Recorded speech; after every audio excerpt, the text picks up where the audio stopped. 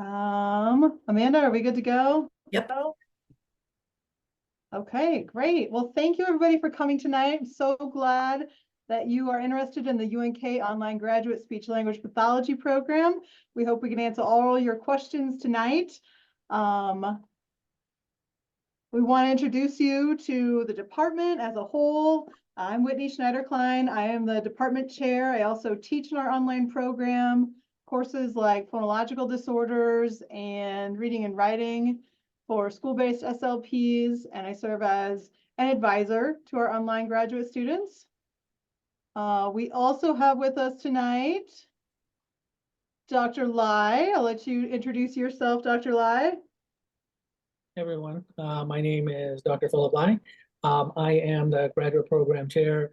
This is my 7th year here in the Department of Communication Disorders at UNK. I'm a researcher by heart. I do research on looking at verbal and nonverbal communication in young children with autism spectrum disorders. Yeah, so glad everyone is on board today. Thank you. Mrs. Moody.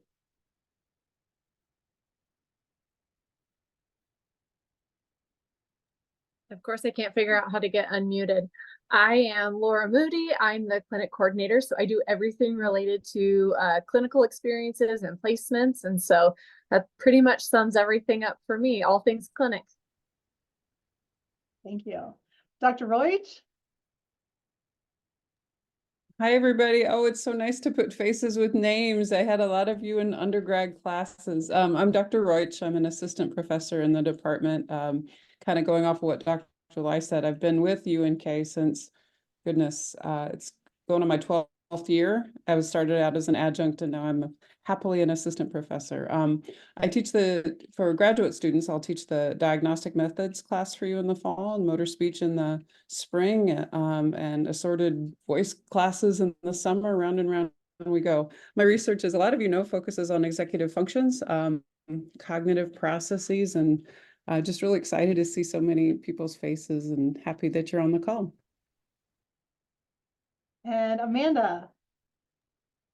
Yes. Hey, everyone. I'm Amanda Keating. I'm the online coordinator for this graduate program. I invited you here tonight, and I'm your go-to person for all your questions right now and throughout the whole program. Great. Thank you. We also have a couple of our current online graduate students on with us to answer your questions from the student perspective. Shania, would you like to introduce yourself to the group? Yeah, hi everyone. I'm Shania. I am in my 2nd year of this online program and I love it. It's kind of crazy that I'm already in this far in. So yeah, it's good to see all of you interested in this and I'm excited to talk about it. Thank you. And Holly. Hello, everyone. I am also in my 2nd year in the online program. I have been able to work with Shania a lot, so it's fun that we're both on the call together. Loving the program, and it's nice to meet you all. Great, thank you. And potential students, it's so great to, again, see all of you. Our purpose for the night is to walk through kind of a little bit more in depth about our program and then answer any questions that you have. Again, from faculty perspective, Amanda's perspective, and or our current students. So that is kind of the plan. We also have other faculty members that aren't on the call tonight that are included here. Dr. McKelvey is also the Associate Dean for the College of Education. So she's less in the department, but still our AAC go-to guru. Dr. Moore is our resident audiologist. So teaches primarily at the undergrad level, but does have an elective class in our online grad program. Dr. Ghazi Saidi is one of our other associate professors in the department. She teaches a lot of our adult content like aphasia rehabilitation and cognitive communication disorders. And then most of the other faculty on the bottom row here are clinical faculty that you likely will not have, but you may recognize familiar faces from undergraduate coursework. All right, so again, congratulations, you did the hard part, right? You got your application completed, processed, all that good stuff. This is kind of the process for what's next after, okay, you've heard from us. What we do next is decisions are due to us by all those that we offered acceptances to by April 15th. If you were put on the wait list, you'll hear from us after April 15th, once we know for sure how many have committed to attend. Once we have our cohort, we're looking for 25 to 30 students for our cohort this year. We start doing transcript reviews for those students, and that helps us generate an individual plan of study for each of you to make sure you get what you need at the end of the program to be eligible for certification, both state and national. We send the plans of study out early in the summer so that if you need anything over the summer, you have time to enroll in that coursework. You'll enroll in classes. Again, if there's deficiency courses, that might include something over the summer, but typically our grad program begins in August.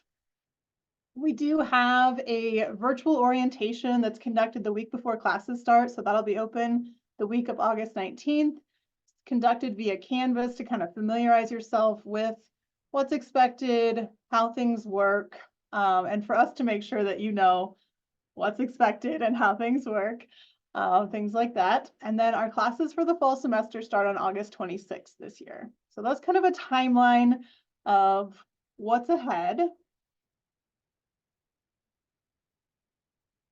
For the program itself, this is a part-time asynchronous online program. So due to the fact that it's part-time, it's typically a 9-semester program, 3 years with fall, spring, and summer semesters. You essentially have 8 semesters of coursework. And then there is, I say it's all asynchronous, but there is 1 week, the first summer you're in the program, that you come to campus as a part of the CDIS 869 Clinical Competencies at SLP class. Now, that class is quickly becoming my favorite week of the year because we get to see all of you online students in person. We do a variety of clinical activities that week, essentially to see, do you have the basic foundational clinical skills to be successful out on practicum placements? So that's one thing we advertise right up front, is there is that 1 week on campus, but the rest of your program is asynchronous online.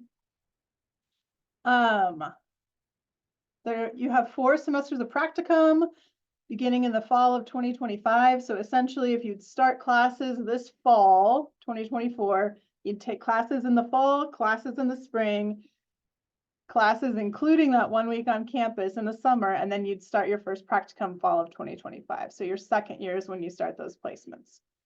And then your last 2 semesters are internships.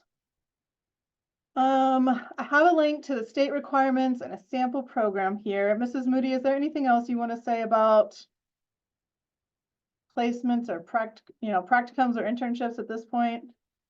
I think the only added piece I was going to say is the 4 semesters of practicum are part-time experiences. So you're there a handful of hours every week. And then the 2 internship experiences are full-time. You should be working a day in the life of the SLP full-time for those 2 semesters. Thank you. I know there's often some confusion about state requirements and if our program will meet your state requirements or not. What we do to make sure everybody has what they need is, should you join the program, your first fall semester, Mrs. Moody and I meet one-on-one with each online student to walk through the requirements for your state licensure laws or requirements, and then to identify if there is anything outside of our program that's needed. So more often than not, what you have in our program is sufficient, but some states have different requirements, and we will help you navigate that and make sure that you get what you need so that at the end of the program, you're eligible for certification wherever you may be.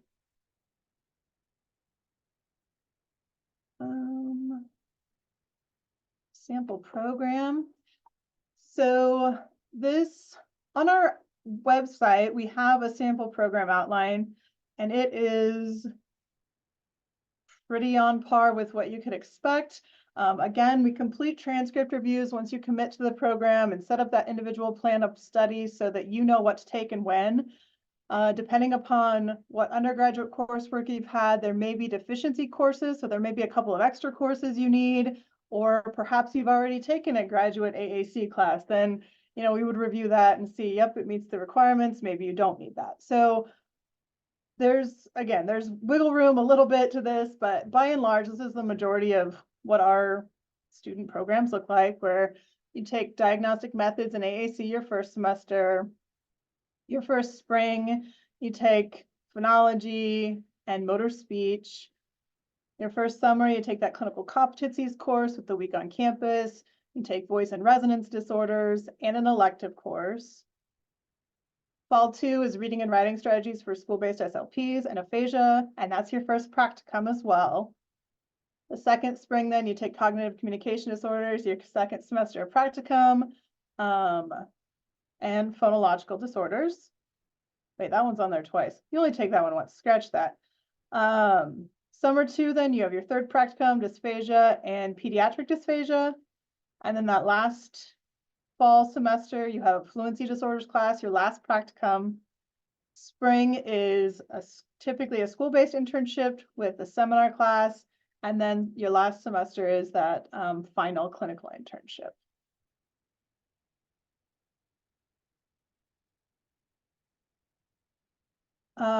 I always say finances is not my cup of tea. I don't know all the financial aid ins and outs, but I do have links here to our UNK online finance resources and our UNK finance office. I do know the credit or the tuition by credit hour for our online students is $776 currently. And there's some fees that go along with that. So you can see the grand total there. But please feel free to check out our UNK online and UNK finance office resources for more information there.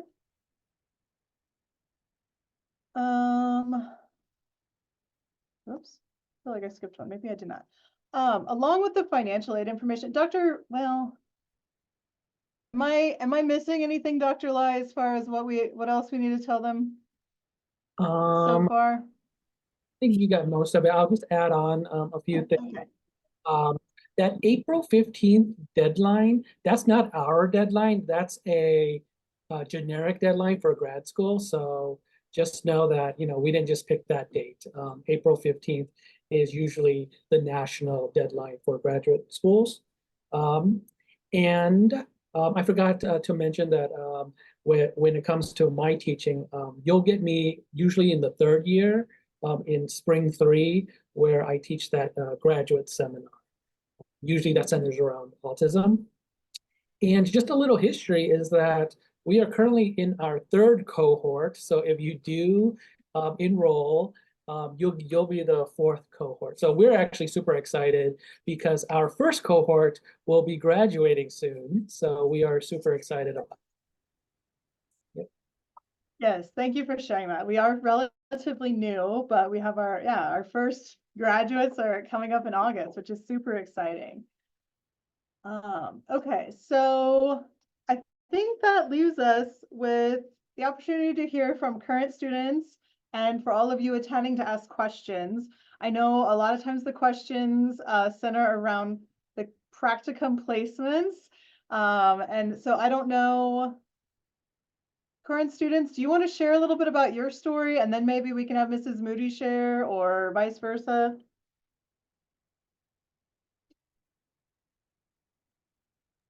Are you wanting us to talk specific to practicum or just kind of why we chose the program, or what are you thinking? Either, both, whatever you're comfortable sharing, Shania, I think would be great. Okay. So like I said, I'm in my 2nd year, which means this is, I'm in the area where we're in our 2nd practicum placement. And it's really nice because you're guided through the whole process. You don't just get sent out on your own and expected to figure it out. Everyone's so helpful and just making sure that they help you find a place that's going to meet all the requirements and also help you become a better clinician. And so I've been really thankful for that. I live in a tiny town in the panhandle of Nebraska. And so my options, I wouldn't say they're limited necessarily, but if I want to go somewhere else, I'm going to have to drive a little bit of a distance. And so I was able to find a practicum placement here in my small town. So, I mean, there's endless opportunities when it comes to that. And the more this program grows, the more Dr. Schneider-Klein, Mrs. Moody, everyone, they're going to be able to find those connections. So I think that's really cool. I am still able to work right now, and I'm in my second year, but I wouldn't say I work full time. I was in the beginning working more full time, but I'm slowly phasing out of that because it does become a little bit more of a school workload that I want to focus on. And so having a full-time job would just make that a little bit more difficult. So just kind of keep that in mind and be able to put forth as much effort as you can towards your schooling. And I wouldn't say there's a specific hourly, like weekly hours, I guess is what I'm trying to say, that I put towards, because it varies from week to week. So, but it is asynchronous. So you kind of make your own schedule, and things fill into the cracks. So it's super nice. Thanks, Shania. I think that is fairly common of what we've seen of students so far. A lot of times in that first year, they are able to work more. And then as you get deeper into the program, doing those practicums, dropping to part-time work is more common. So Holly, do you have anything to add to what Shania shared as far as your experience goes? Sure. So I am also in a small town, but I am all the way in Michigan. So it made it a little challenging to find practicum placements, but I will say that Amanda was super helpful, specifically with my practicum 3. I'm finding a lot of therapists don't necessarily want to supervise a clinician, but with Amanda's help, that was it was much easier to find. So everyone is super supportive. Yeah, I don't know. I really enjoy the program. I love that I get to stay at home. I didn't have to move away from family.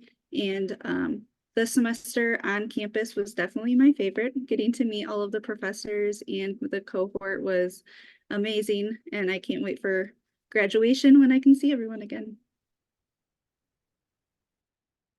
Fantastic, thank you. Mrs. Moody, would you like to share a little bit about the process of securing placements and maybe some of those frequently asked questions about clinic? Sure. I mentioned before, the practicum placements are part-time. So that's where our students are starting to build those foundational blocks for working with clients and students and providing that therapy. And we gradually expect more and more as far as our students' independence goes. Then as you moved into your internships, that's where you're getting a more full-time experience. So the process for helping to find those placements is that we're going to be looking for you to do some networking in your local communities. We've got guidelines as far as ideal practicum experiences at the beginning of your program compared to later on when you've taken other coursework. Amanda is definitely our lead when it comes to helping you partner with your community and forge those relationships. And she makes sure that all of our paperwork is in working order as well. So as previously mentioned, I think one thing UNK does really well is students. And so we meet with you individually to help figure out that licensure information. We also at that time talk about and going forward work with you individually on those practicum experiences. I am not thinking of those frequently asked questions, but I'm sure that as you start to ask them, it will become glaringly obvious to me. No, I think that's a good start. Potential students, let's turn it over to you. What questions do you have? Feel free to unmute or drop questions in the chat, and we'll try to direct you to the appropriate party here. I'm wondering if it can be done any sooner than 3 years. That's a great question, and we have had that request in the past. The way we function currently does not really allow for that, and let me explain why. The way we have it set up with the 4 semesters of practicum and the 2 internships is really kind of what hinders us. You could potentially complete your coursework a little bit faster, but the way we have it set up to do the practicums and the internships is really hard to adapt into a different timeline, I guess is what I'm trying to say. So not really at this point. And then could SLPA work or time be a placement somehow or practicum experience? We do have students who work as an SLPA or communication aide or something like that. We would work with your employer as far as outlining what the requirements are for our practicum placements. So you can kind of, there is a little bit of crossover or double dipping, but you have to meet the minimum, the student requirements when you're acting as a student. And so those that can work really well. I know we did get a question previously about counting prior SLPA hours towards your ASHA clock hours, and that is not an option. You need to be enrolled in our practicum courses in order to earn clock hours toward that ASHA minimum.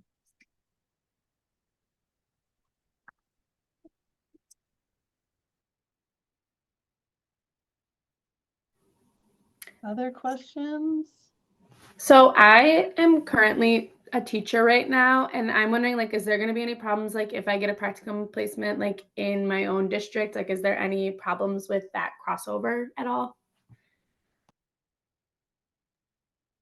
No problems as far as being a teacher in a district. One thing that we avoid or we won't have happen is immediate family members being within the like hiring chain of who your supervisor is. So like we can't have one of your parents be your cooperating SLP, but you can have employment in a district and that's not a conflict of interest.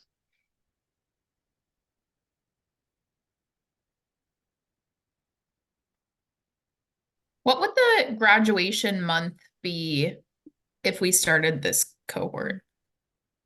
Yeah, our academic calendar seems like later every time. So it used to always be the end of July, and now it's like the first week in August. So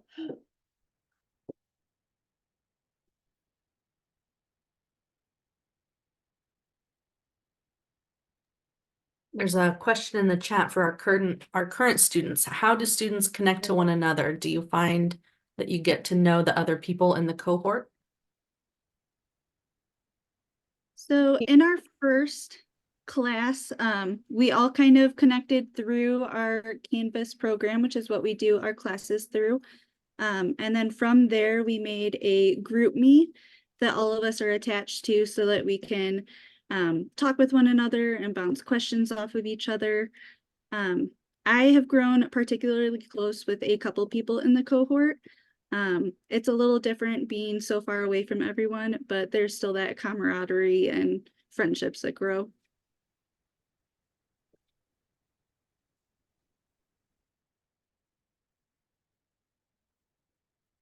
great. There's also a question about being away from school for a little while and doing some prep over the summer as a refresher. It never hurts, but I would say that's not necessarily a requirement. I think your coursework will, and even the orientation ahead of time will get you back into the groove a bit as a student. The way we have our coursework set up is also very strategic to try to kind of give you some refresher on some of that background and build your knowledge base, but definitely some of the more challenging content, I would say, is not what you're going to get your first semester. So there's another question in the chat about comprehensive exams and when they're taken and what they look like. Those are taken typically early in your last semester. So we're just scheduling them now for our first cohort that's in their final year of the program. They're going to take those comps in May. And our comprehensive exams currently are set up as kind of a mimic to the National Praxis SLP exam. So it's 132 multiple choice questions. It's set up to mirror that setup. So we do have practice modules and preparation built into the program for students as well. And our students have been really successful with both comprehensive exams and the national exam since we switched to have them in the same format. If I can jump in real quick, for the comprehensive exam, you'll sign up for a date to take our comp exams. You have about 2.5 hours to take the exam, and there is a I guess a proctor, artificial intelligence proctor that you'll also have to set up. You don't have to worry about that now, but you'll get used to that program. You'll sign up for that program probably about a month ahead of time. And so therefore, when you do take the exam, you're getting monitored and proctored. So obviously that's in year 3, so you still got a few years to go.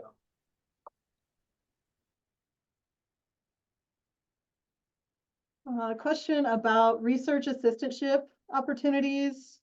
Dr. Lau, do you want to take that one too?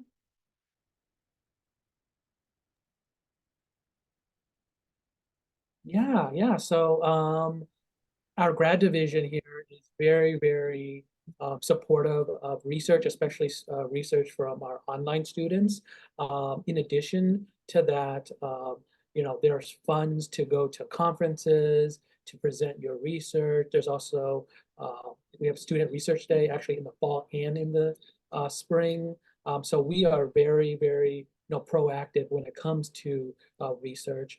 And some of our faculty even have GRA positions. So currently I have a GA and a GRA, and we have a few faculty that have grants that are external, that do have funds for graduate students that want to do research. And so usually at the beginning of each year, we'll have an announcement of opportunities. And so yes, there are definitely research opportunities for online students. I would say they kind of ebb and flow with the grants that are awarded to faculty. So it's not like a guarantee like, oh, we're going to have 2 this fall. Like we don't ever really 100% know necessarily. But as faculty secure funding, we share those opportunities with students. And there has been a growing kind of, I don't know, acceptance of having online students in those positions than there was a few years ago. So it's good. I have a question for Shania and Holly.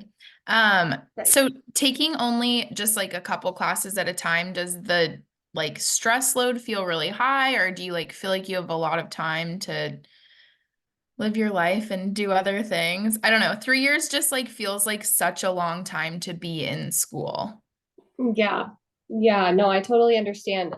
Before I joined this program, I thought kind of the similar thing. I was like, wow, 3 whole years. But if you think about the way that the classes, because we only take a couple at a time. I think I took 3 one semester. I honestly can't remember now, but it's designed, I feel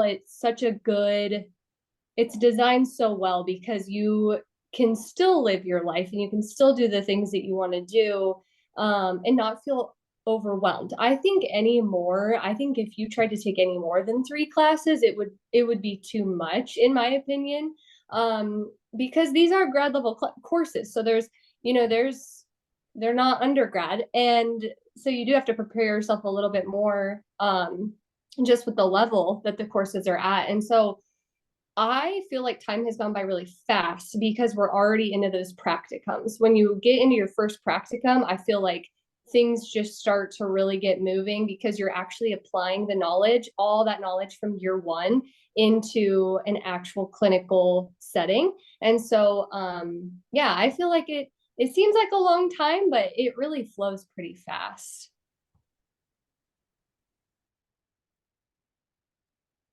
That's actually the reason why I did this program over others is I wanted the ability to devote more time to each class.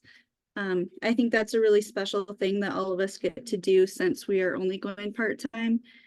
I think that the classes require that extra time, so it's nice that I don't have to feel so stressed, whereas friends that I have that are in full-time programs are under quite a bit more stress than I am. I had a baby in my first winter break. So that was a huge adjustment for me. And this program was the perfect thing to be able to allow me to live my life and continue moving forward while still pursuing what I want to do.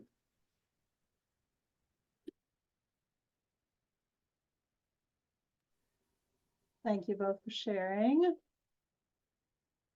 There was another question about the length of the semesters. They are 16-week semesters currently. That is definitely true. You know, and in the fall and spring, we follow that 16 weeks, like your courses are 16 weeks long. In the summer, the semester is that long, but some of the coursework is not quite that long. We have 8-week courses and 4-week courses both in the summer. So that is a little bit different, but you still complete like a couple of classes, and you know, once you start those practicums and a practicum. So yeah.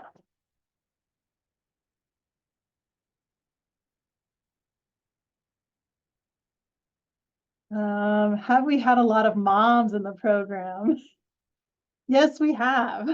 I think Holly, you know, just shared a little bit of her story there, but we absolutely have.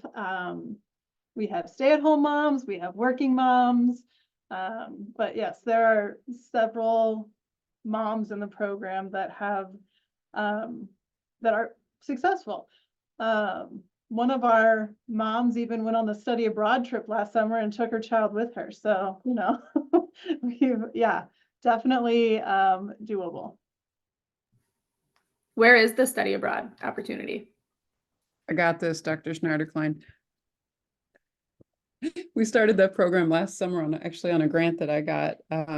Speaking, I was going to add that in when you guys are talking about research and grants. So we go to the Czech Republic. UNK has a collaborative program already established for more than 21 years now with the psychology department, and education is now dovetailing as well as nursing into that. And so we go to Olomouc, which is a university just outside of Prague.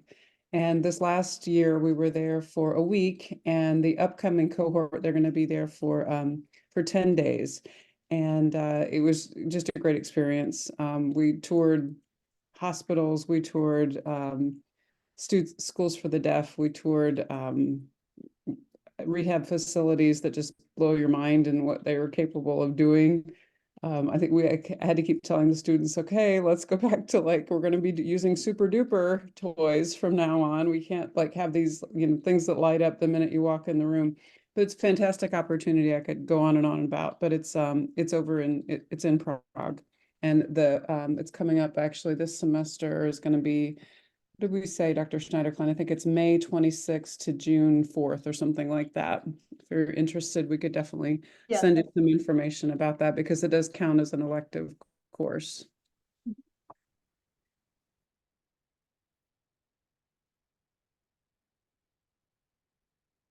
Yeah. Anything else we can tell you? With studying abroad, is that like an opportunity only like in your first year? Is it your second or third year? Does it not really matter?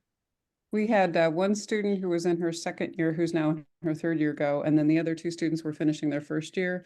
So no, I would say that it doesn't matter. We also have a couple undergraduates that are going to come along. I believe they already bought their tickets this year. So the answer is no. But Dr. Schneider-Klein, what do you, in terms of recommending course load and things like that? I don't know what your thoughts are on that. Typically that elective course is built into your first summer. So that would probably be the most ideal place to take it. But it's possible. The timing we're pretty strategic about so that it's, you know, it provides the most opportunities widely.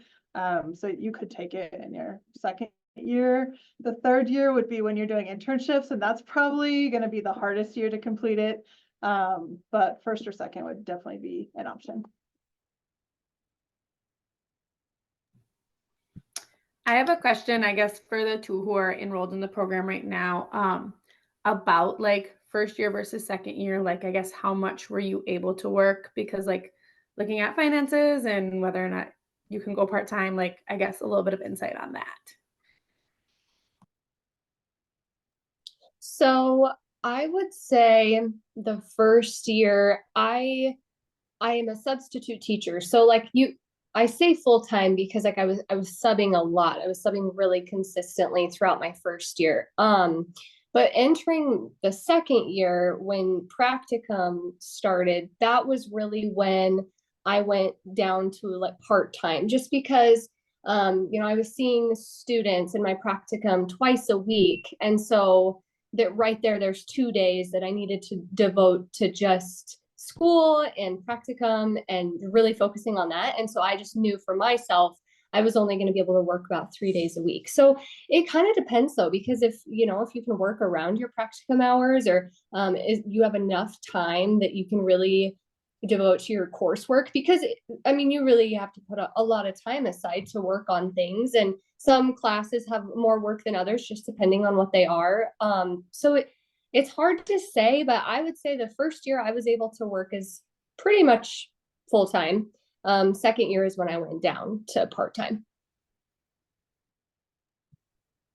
I have a question about SLPAs and like practicums and stuff. Can you still get paid for like as an SLPA while you're doing your practicum, or is that not okay? Yeah, we don't have any rules about you not being able to be paid. Our biggest thing is we just always want to really clearly outline for your employer what is expected of you when you're being a practicum student. Sometimes for the employer, they may choose not to pay you for that time, but we have students who are paid across the board, and they have like 4 of their students, if they're working in a school setting, 4 of them might be practicum on their practicum caseload. But the requirement is that the SLP has to be there. And so for a school or for a clinic, it's not quite as financially lucrative for them to have the SLP watching you and there as much. So again, we don't have rules around that, but we leave all of that between you and your employer. And my job, I feel, is to make sure that they're really clear on what we expect for when you are a practicum student, what needs to happen to make sure that we can count those hours. Okay, thank you. Yeah. And just to Mrs. kind of Moody, I was piggyback, looking back. Go ahead. I was going to piggyback off of what Shania shared, like her example of being a sub. And so kind of, if you're a sub, you kind of have to dedicate the whole day, right? And be available one day. And then, so Shania talked about making the other 2 days practicum and maybe homework days. Our SLPAs who are doing their practicum, they might have a quicker transition where then in the morning, they're a practicum student, and by lunchtime, they're back to working as an SLPA. So I think it probably also depends on how you choose to structure your time and how closely your practicum placement is tied. And we've also had some students who did the SLPA thing in year 2, but then they still did something very different in year 3 because that wasn't going to work for them anymore. So we've seen that done a variety of different ways. Okay, great. Thank you. Yeah. Dr. Schneiderklein, what were you going to say? Well, we just had another one come through the chat, so I'll let you answer that one first. How many different practicum placements are required for the program? Yeah, so you'll do 4 different placements, but those can be repeat locations. You have to have a minimum of 3 different settings, 50 clock hours in 3 different settings. And so we do encourage actually your practicum 1 and your practicum 2 placement is at the same location. It really has helped build student confidence and skills by being able to see some consistency there. So the minimum is 3 different settings, which it can be interpreted a variety of different ways, but then those practicums are across 4 semesters. And when we say 3 different settings, that includes all of your practicum placements and your 2 internships. So I guess it's a total of 6 different semesters that you need to achieve 3 different settings. Thank you. The other thing I was going to circle around to is our use of SimuCase. That was a question we received via email that I wanted to maybe hit upon. Yeah, so we do use SimuCase to supplement your clinical experiences and your clock hours. We start that during summer 1 when you're taking your clinical competency course. It's that course where you come to campus for a week. And so we do some of those practice simulations to kind of prepare for that. And then in your following, so that'd be year 2, we try to hit a variety of different SimuCases so we can get you as many different experiences as possible.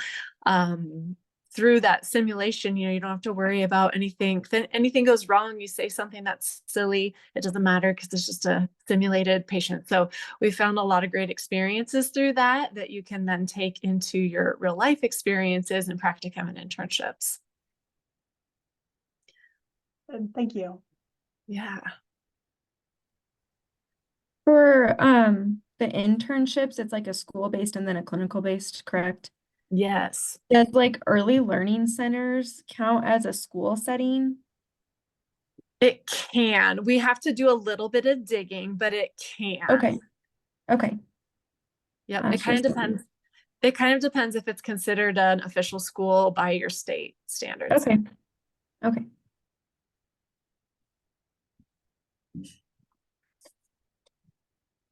Great questions. Is there anything else we can tell you about our program? For those who have been like SLPAs prior or going into the program, have you found that like they've had more success or they've found it to be harder? Or I've just been working as an SLPA for almost 4 years now, and so I'm just kind of curious how that looks going into the program. That's kind of a hard question to answer, but I would say, we have had a lot of students that are SLPAs going through the program, and I feel like they've been successful by and large. Depending upon the support you've had, the setting you're in, I think that will support you in a variety of ways, given your next experiences and classwork and practicum placements. But by and large, our SLPA students have been successful. I don't know if other faculty have anything to chime in on that, but. I was just thinking about, so if you've been an SLPA for a while, when it comes to treatment, right? Yeah. What you decide to work on, whether you're going to decide to introduce new sounds or whether you're going to work on sounds that the child already is stimulable for. And that's what initially came to my mind. I know, dorky speech pathologist, but I think it's kind of person specific, Rebecca, when you think about how you're going to come into it.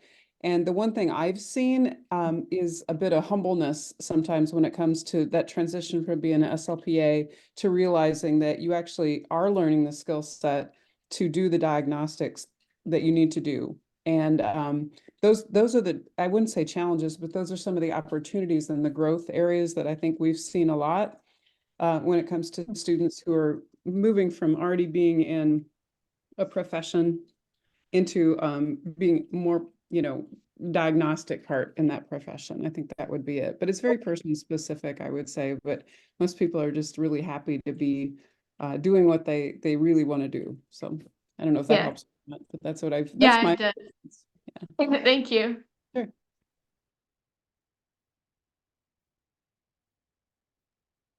I might add in that our students in their practicum placements who are SLPAs, I've asked, what is this? How does this feel different? Does it feel different? And there's a great advantage to having some kids or adults that you've already kind of gotten to know. And then you take the coursework and you're like, that's what they were talking about. That's what that looks like. And you have those people to attach them to. So there's great advantages for it. But for those of you who aren't SLPAs, don't sweat it because we train non-SLPAs all the time too. Yes, definitely.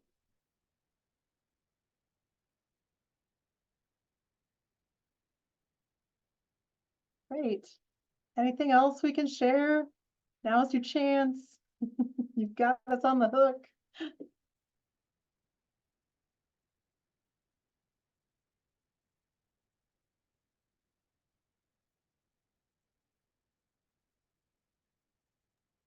If we don't have all of the prerequisites, can we take them like during our grad years, or do we have to finish them before we start? Yeah. Like That's a great neuroanatomy question. is a class that I need. Yeah. Yep. So that's one where, like, when we do your transcript reviews, we'll identify any deficiency courses like that. And like, we offer neuro in the summer online. So I would probably say, hey, this is an easy opportunity. It's a lot easier to do it before if you can. If not, we can embed it into your plan of study and make it work. If it's 1 or 2 classes, I typically try to say, okay, just get them done. If it's a lot of classes, like if you have 4 deficiency courses, I might say, okay, take these 2 this summer and then 1 in the fall and 1 in the spring, and we'll get you there. But yeah, we really work very hard to tailor those plans in a way that's gonna stick, keep you on track as far as the 3-year program, but also in a very doable manner. There was another question about scholarships being available. Every year there are ongoing UNK student scholarships that our students are eligible to apply for. A handful of them are specific to SLP programs, and there's even a couple that are specific to graduate SLP students.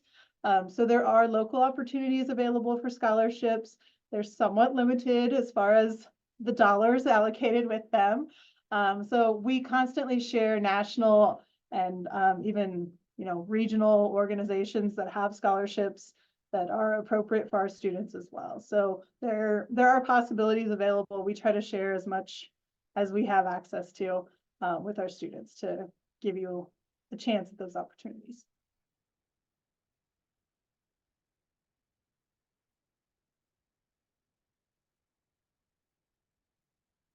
All right.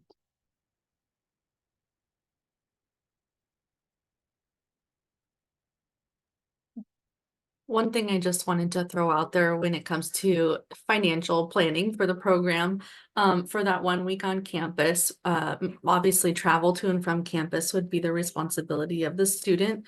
But then we do offer campus housing at a very discounted rate for that week. So that is an option for our students to help help with the cost of that week. Thank you, Amanda. I guess I do have a question now that you brought it up. I didn't think of it until now, but is that like you have to be there at a certain time for the day, or is it required that you stay on campus? Like, say you live in Grand Island, you're not that far, but you're still doing this program because it's able to work around your work and life schedule. I didn't know what kind of that class looked like or that time looked like. That week on campus is busy. Now, we have had students commute from locations like Grand Island in the past, but you're here and busy pretty much 8 to 5, Monday through Friday of that 1 week. We run a speech camp for kids that week for part of the day. And then the other part of the day, you're doing labs or doing adult screening so we can ski your skills with adults as well. So it's busy, but it would totally be possible to commute. The dates for the week on campus, somebody asked about, we haven't set that yet for next year. This year and the past couple of years, it has been the last week in June. It will likely be the same moving forward, but I make no guarantees. So I'm kind of like, I didn't actually say that out loud, but that's what it's been historically.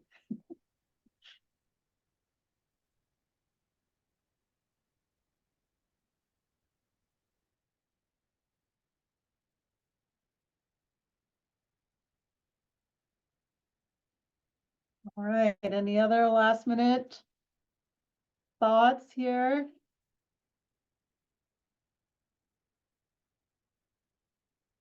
Grad students, current, anything else they need to know as they're making their decisions?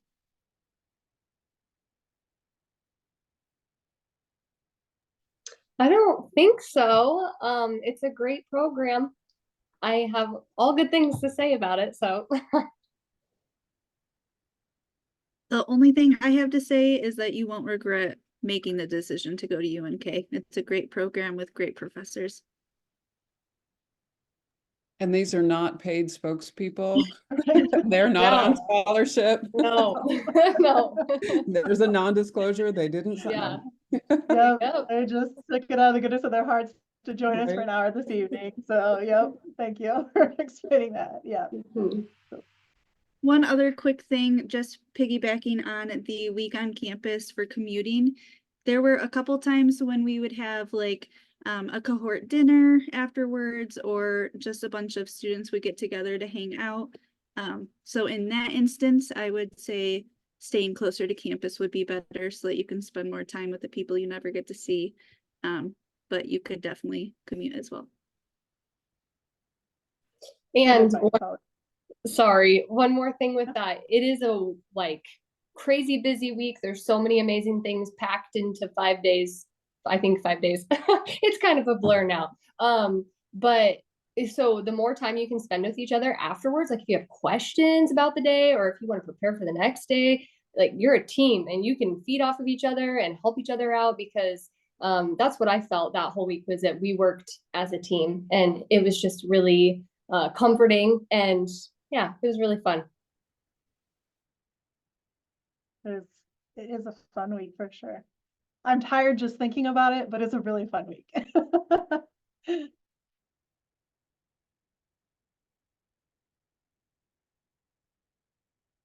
All right, well, I'm not seeing any more questions in the chat.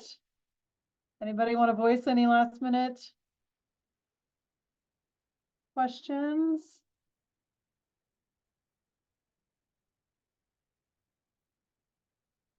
All right. Well, thank you so much for joining us tonight. I really appreciate it. If you do think of anything after the fact, Amanda's contact information is listed here, or any of us faculty or students on the call, I think here, would be willing to answer for you. Reach out, let us know. We're here to help you make this decision, but we hope UNK is a good place for you. So thanks again for joining us. Have a good night.